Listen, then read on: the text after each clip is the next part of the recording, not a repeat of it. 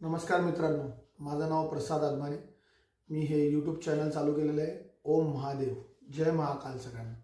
तर या यूट्यूब चॅनलच्या माध्यमातून आपण छोट्या छोट्या 2-3 विषयांवरती आपण म्हणजे चर्चा करणार आहे किंवा माझ्याकडनं माहिती पुरवली जाईल तुम्हाला, जे राजकीय, सामाजिक आणि धार्मिक, सगळ्यात महत्त्वाचं धार्मिक।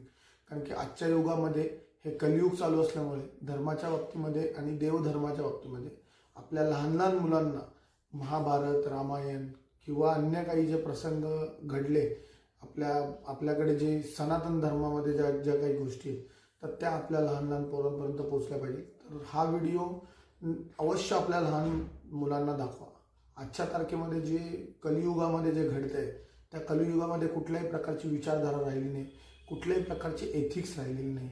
कोणी कसंही वागतंय, काही बोलतंय, खोटं बोलणं किंवा आज काहीतरी बोलणे आणि उद्या काहीतरी वेगळं वागणं।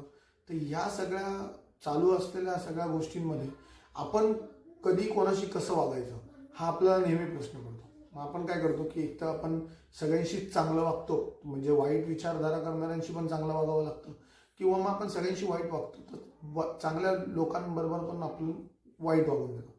तर हा जो प्रसंग घडला महाभारतामधला, याच्यातून आपल्याला एक संदेश मिळतो। तो कोणता मिळतो आता पुढे बघा, मी सांगतो तुम्हाला। तर महाभारतामध्ये युद्ध चालू होतं। युद्ध चालू असताना जो कर्ण होता, त्या कर्णाचा रथाचा जो चाक होतं, ते चाक अडकलं होतं। त्यावेळेला श्रीकृष्णाला अर्जुनांनी सांगितलं की देवा, आपण कर्णावरती आता जर कधी प्रहार केला तर ते शास्त्राच्या विरुद्ध नाही होणार का? त्याचा रथाचा जे चाक आहे ते अडकलेलं आहे, आणि अशा काळामध्ये आपण त्याच्यावरती हे करणं चुकीचं आहे।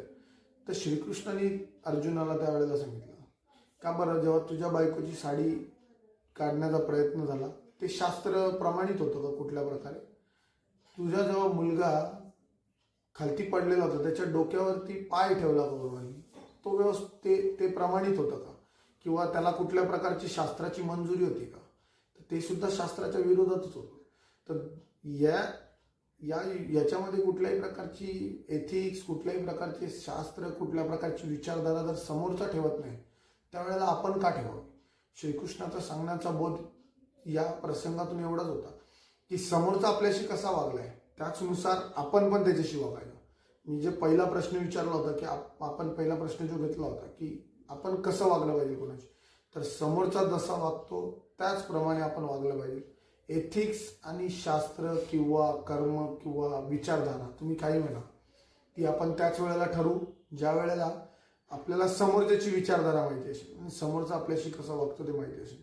तर हा तुम्हाला व्हिडिओ कसा वाटला हे कमेंट सेक्शनमध्ये 100% सांगा। माझ्या यूट्यूब चॅनलला फॉलो करा।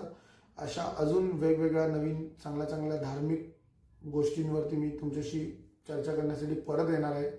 धन्यवाद। जय महाकाल।